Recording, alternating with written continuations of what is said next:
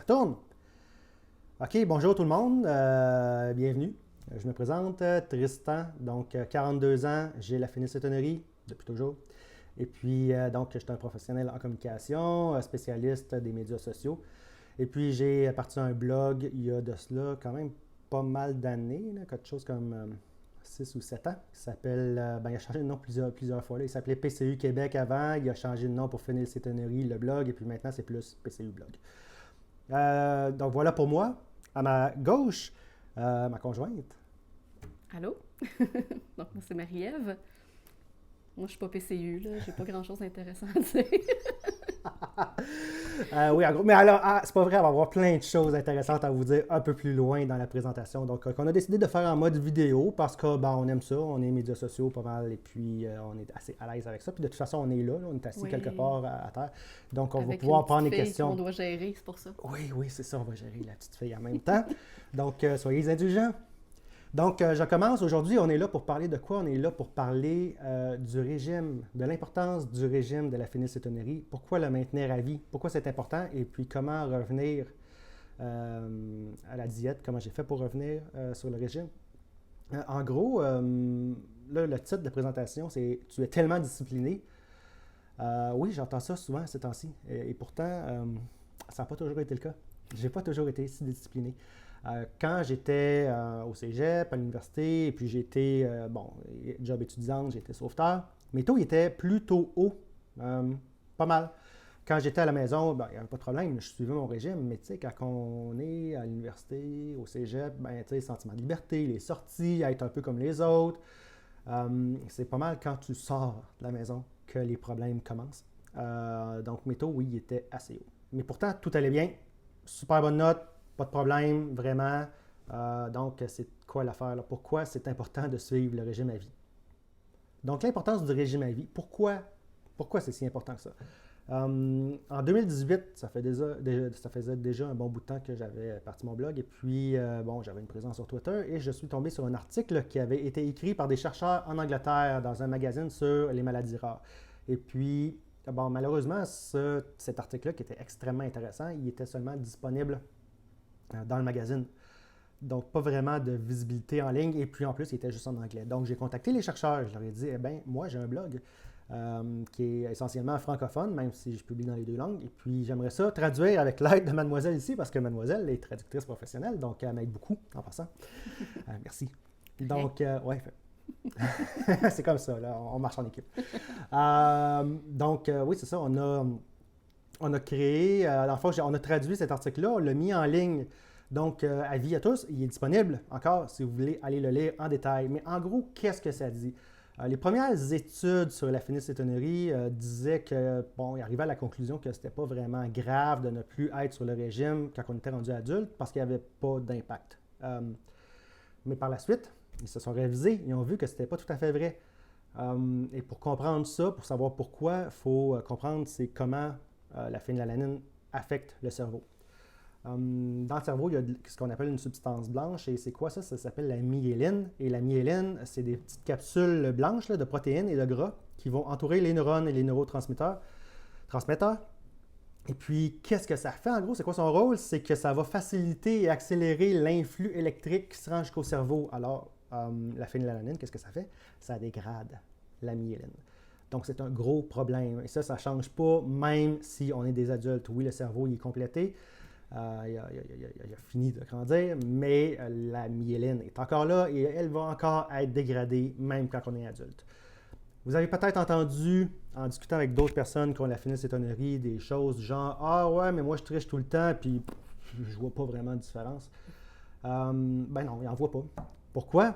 Parce qu'ils n'ont pas de cadre de référence. Ils ont toujours vécu avec cette espèce de brouillard-là, donc ils ne voient pas vraiment qu'est-ce que ça serait la vie sans ce brouillard-là. Et pour justement en arriver au brouillard, comment donc je suis retourné sur le droit chemin? Donc j'ai compris tout ça, je comprenais tout ça assez bien, mais maintenant il fallait que je l'applique. Puis même des fois, tu entends juste la théorie, puis c'est pas suffisant, disons, là, pour vraiment agir et changer. Et puis, je suis tombé sur un podcast éventuellement qui s'appelait Lifting the Fog. Donc, c'était un podcast qui était diffusé aux États-Unis. ça m'a intéressé, je voulais savoir qu'est-ce qu'il y avait à dire sur le sujet. Et puis, c'était une diététiste et d'autres personnes, mais essentiellement une diététiste qui avait la phénicétonurie et qui expliquait que quand il arrivait des oublis ou des problèmes de coordination, d'organisation, comme par exemple juste oublier ses clés, elle se demandait que j'ai mangé 2-3 jours avant. Et puis là, c'est ça qui a été le déclic pour moi. OK, 2-3 jours avant. Parce que moi, quand j'étais jeune, on m'a dit, tes problèmes, tu vas les avoir. C'est des problèmes à long terme. Tu dis ça à quelqu'un, un jeune, c'est des problèmes à long terme. Lui, automatiquement, en tout cas moi, dans mon cas, ça a été, ah, OK, c'est loin, là. Si je triche là, c'est pas trop grave, ça va être plus loin. Non, c'est 2-3 jours là, que ça peut avoir tu peux avoir des conséquences cognitives. Et puis là, j'ai commencé à me dire, ah, OK, je vais réagir. J'ai vraiment amélioré mon régime. Il n'était pas parfait. À ce moment-là, il n'était toujours pas parfait, mais je l'ai amélioré de beaucoup. Et puis, j'ai vu la différence. J'étais plus vif, j'étais plus sharp, j'étais plus rapide, j'étais beaucoup moins... Le brouillard, je l'ai vu partir. Assez que quand j'ai recommencé à tricher, genre une journée, pour une raison XY, je voyais la différence. Je la sentais. Donc là, on est rendu à la partie, parce que là, tout ça, c'est bien beau, c'est beaucoup de théorie, mais en gros, concrètement, qu'est-ce qui aide? Ben, c'est elle. Pas elle spécifiquement, hein, pas pour tout le monde, mais en gros, ce que je veux dire, c'est que qu'est-ce qui aide, c'est d'avoir des gens dans notre entourage qui comprennent ça, qui prennent ça au sérieux, pour qui c'est important et évidemment qui vous aiment.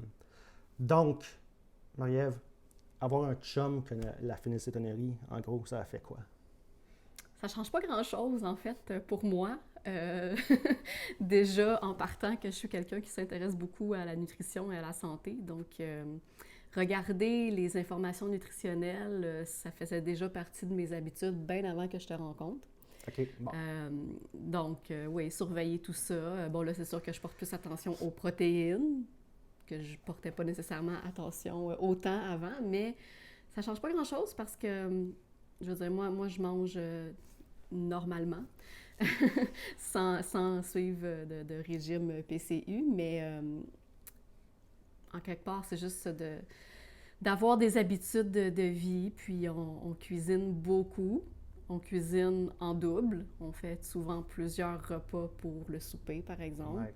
Mais c'est pas grave, c'est intégré dans nos habitudes maintenant, puis c'est ça. Ça change pas grand-chose pour moi parce que moi, je mange qu'est-ce que je peux manger, puis que toi, tu manges pas la même chose que moi, ben Ouais. c'est pour toi que c'est difficile, pas pour moi, tu sais. Ouais. Donc... Oui, bien, tu as mentionné deux choses quand même assez intéressantes. Le plus beau cadeau qu'on peut faire à quelqu'un, et particulièrement à quelqu'un qui a la phénicétonurie, c'est de s'intéresser à la nutrition. C'est de s'intéresser aux étiquettes nutritives, même si c'est bien plate, là, des étiquettes avec des chiffres puis du blanc en arrière d'une boîte de conserve, là, mais c'est super important. Donc, et aussi d'apprendre à cuisiner le plus tôt possible. C'est vraiment une des choses les plus importantes. Éventuellement, les enfants s'en vont et ont besoin d'outils. Doivent intéresser absolument à la cuisine pour pouvoir rester en santé, pas juste avec la phénicétonurie, avec tout plein d'autres aspects de la santé. Oui, tout à fait. Donc, ben, pour tout le monde, même qui ait la PCU ou non, c'est toujours une bonne idée de s'intéresser à l'alimentation et à cuisiner, à apprendre à cuisiner soi-même. Donc, on a beaucoup d'intérêt. On a beaucoup d'intérêt pour la nutrition. Oui, comme un. Ouais, c'est ça qui est le fun. Une équipe. Sinon, les défis, ça doit avoir des défis, non? Ben c'est ça, comme je dis, c'est plus pour toi que moi, les défis. Là. Toi, il faut que tu surveilles tout ce que tu manges, que tu calcules. Donc, c'est ça, les défis sont pour toi, pas pour moi, à part le fait qu'on cuisine plus. C'est-à-dire que si de manière je fais une grosse recette, ben c'est soit que je t'en fais une partie sans protéines ou que toi, tu te fais autre chose à côté. Ouais. Mais à part ça, c'est juste ça. En fait, c'est juste d'avoir des habitudes de vie en fonction de ça. Puis c'est pas si difficile, en tout cas pour moi personnellement. Super. Puis y a-tu des avantages à travers tout ça? Ben oui, justement, le fait que tu es très sensibilisé au fait de faire attention à ce que tu manges. Ouais. Donc, pour quelqu'un comme moi, qui aussi fait très attention à ce que je mange, même si j'ai pas de maladie, je fais attention, pareil, je regarde les ingrédients des aliments que j'achète, donc c'est important pour moi de faire attention à ce que je mange. Donc, tu avais déjà cette notion-là. Je t'ai peut-être même rendu pire. Ouais. Parce que, bon, évidemment, tu sais, tout ce qui est additif, chimique et tout ça, moi, en général, je mange pas ça. Fait que, c'est ça, je fais très attention aux ingrédients. Donc, c'est une bonne chose que c'est quelque chose que tu faisais déjà dans ta vie puis que tu me comprends. Oui, Tu comprends pour, tu sais, le fait que je vérifie les informations nutritionnelles et tout. oui.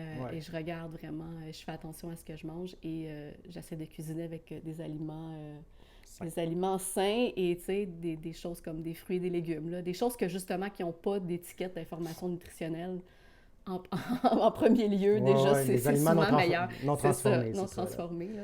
Fait que je dirais que c'est ça l'avantage principal. Ouais, tu m'as rendu assez intense, effectivement, sur la nutrition, là, parce qu'elle était déjà Excuse-moi. plus que moi. Ouais, ouais, ben là, c'est comme ça. Là. On s'est équilibrés ensemble, mais à deux, on est intense. Mais ça fait des bonnes choses quand même par la J'imagine. suite. Puis, ne pas aller au restaurant, ben, en fait, parce qu'on va moins souvent au restaurant, ou c'est plus compliqué, ça, c'est un avantage finalement. Ben oui, C'est ça, ouais, c'est un ben avantage pour aller oui. au resto. Parce que, tu sais, je veux dire, ça va arriver qu'on va aller au resto ou, tu sais, j'y allais plus quand j'étais plus jeune, mais souvent, restaurant égale, bon, très difficile de calculer les informations nutritionnelles. Et, ben, souvent, il y a beaucoup plus de sel, de sucre, d'additifs, d'ingrédients qu'on ne peut pas nécessairement vérifier. Donc, règle générale, c'est toujours meilleur de manger à la maison que de manger au restaurant. Fait que oui, c'est très, très rare pour nous, le restaurant, Ouais. puis tant mieux. Bon. Puis finalement, ta tactique numéro un pour que la famille survive. Oui, ben c'est le plan de la semaine, en fait. On planifie toujours les repas des soupers, en fait, principalement de la semaine. Puis, ben, moi, ça serait impensable maintenant d'aller faire l'épicerie sans avoir une liste et aussi la liste de repas de la semaine. Puis, ben, ça fait en sorte qu'on a toujours sous la main les ingrédients dont on a besoin pour cuisiner. Comme ça, il ne nous manque jamais rien. Puis, on a un plan à suivre. Donc, c'est sûr que ça facilite. C'est sûr que c'est plus Ouais, facile que de juste dire qu'est-ce qu'on mange ce soir. effectivement. Ça aide à rester on track, Ouais, comme on dit. Excusez l'anglicisme. c'est ça. Puis on Euh, adapte ben aussi, on adapte le menu en fonction de toi. Puis après ça, moi, j'ai juste à rajouter une protéine, mettons, pour moi et les enfants. ouais. Donc, que toi, tu ne mangeras pas, bien évidemment. Mais c'est comme ça qu'on peut aussi faire en sorte de manger pareil, en partie. Donc, tu sais, il y en a des choses qu'on mange Ouais, ouais, ouais, pareil, évidemment. beaucoup. Puis après ça, moi, je fais juste compléter pour nous. Mm. Puis là, je vais commencer à parler de technologie dans pas trop longtemps, là, parce que là, on a ça maintenant, la technologie. Mais pour ça, c'est pas vraiment difficile, là. On s'est acheté un tableau qu'on a collé sur le Magnétique. réfrigérateur, puis on a des Ouais. crayons, puis OK, lundi, on mange ça, le mardi, on mange ça. Ouais. Donc, assez simple. Ah Assez oui. simple. Donc, si vous avez d'autres questions sur la planification, sur c'est-tu bien grave, c'est bien difficile à endurer un Tristan que la phénylcétonurie, ben, comme je disais, on est là, quelque part là. Donc, vous viendrez, on est là pour répondre aux questions. Donc, vous viendrez poser des questions à Marie-Ève. Donc, je passe là, bon, là, on a ça qui aide. Marie-Ève, ça, ou elle, ou une personne qui nous aime. Quoi d'autre? Quand j'ai commencé mon shift de phénylcétonurie, donc quand je suis né, à l'époque, c'était juste sur papier que ça se faisait. Donc, c'était vraiment extrêmement désagréable de tout noter, de tout calculer manuellement avec une calculatrice sur le côté.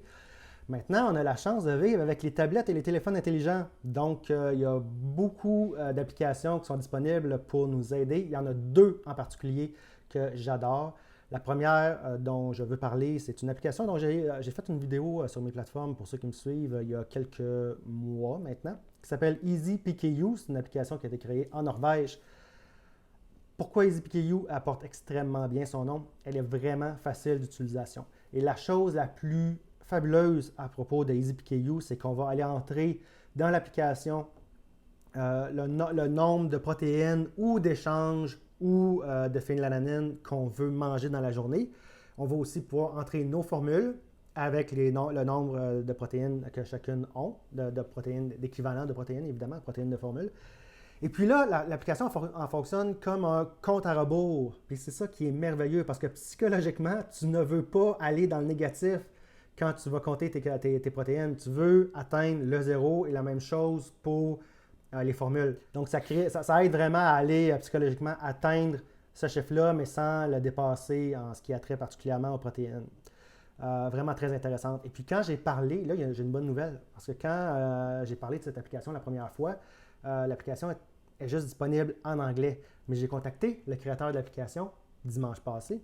Et puis, je lui ai dit ça, je peux te parler de ton application. Je peux-tu te dire qu'éventuellement, elle va être disponible en français? Parce que j'ai tellement reçu de commentaires que je l'ai contacté. J'ai dit, bon, ben, je pense qu'il faut traduire l'application et je l'ai traduit. Il a dit, ah oui, c'est vraiment cool. Puis, en passant, je vais essayer de m'arranger pour qu'elle soit disponible en français le 7 mai, donc aujourd'hui. Donc, en grande primeur, l'application est maintenant disponible en français.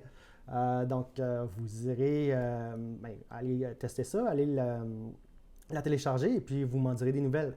Donc ça, c'est pour EasyPKU et je regarde le temps qui passe. Ça fait déjà 16 minutes qu'on parle. Je pense qu'il va y avoir du montage pour rester dans notre 15 minutes parce que je veux prendre des questions après. L'autre application, une application que j'utilise énormément, elle s'appelle Lose It. Elle n'est pas focusée sur la phénylcétonurie. C'est une application pour la gestion de tous les nutriments, glucides, glucides nets, calories, sucre, protéines aussi évidemment. Et puis ce qui est fabuleux avec cette application-là, c'est que bon, si vous avez un appareil intelligent comme ça et que vous vous entraînez, vous allez pouvoir intégrer ça à Lose It, puis ça va calculer toutes vos dépenses énergétiques. Mais en plus, moi, personnellement, j'utilise la méthode simplifiée, la méthode simplifiée du calcul des protéines, ce qui veut dire que j'ai ma diététiste qui m'a donné une liste d'aliments qui sont gratuits. Donc, on parle de certains fruits et certains légumes. Donc, que je ne compte pas, que je peux manger, pas en quantité illimitée, évidemment, mais je n'ai pas besoin de les calculer, si j'en mange raisonnablement. Donc, l'application Lose It me permet d'aller créer des aliments et de mettre le nombre de protéines à 0 pour ces aliments-là, comme par exemple un chou-fleur, aliment gratuit. Je l'ai créé dans l'application, je l'ai mis à 0. Ça me permet d'aller inscrire dans ma journée, j'ai mangé tant de chou-fleur, mais c'était 0, je n'ai pas besoin de le compter. Et là, je peux aller focusser vraiment les protéines qui ont un impact que je dois calculer. Par exemple, du brocoli. Le brocoli n'étant pas un aliment qui est considéré gratuit, bien là, je vais pouvoir le rentrer dans l'application avec les protéines. Et puis là, je vais vraiment avoir le nombre de protéines dans la journée que j'ai mangé et dont je dois vraiment tenir compte de façon très importante. Donc, le Lose It, application très intéressante que je recommande. Sinon, si vous voulez continuer à discuter en ligne, même quand on ne sera plus là, vous pouvez toujours me suivre sur les médias sociaux. Je vous encourage à suivre le lien linker.bio/PCU blog. Pourquoi? Parce que c'est un lien qui va agréger toutes les plateformes en ligne, mon blog et aussi tous les derniers articles que j'ai écrits ou publications ou vidéos qui sont les plus pertinentes. Donc, vraiment, probablement le meilleur lien à suivre. Sinon, évidemment, il y a les plus gros, il y a Facebook et Instagram. S'il y a des gens qui sont sur Twitter, moi, je me dirige plutôt vers Mastodon dernièrement. C'est quoi ça? Essentiellement, c'est un peu comme Twitter, mais en mieux. Donc, je ne pourrai pas de débat là-dessus, mais si ça vous intéresse aussi, vous pouvez me poser des questions là-dessus.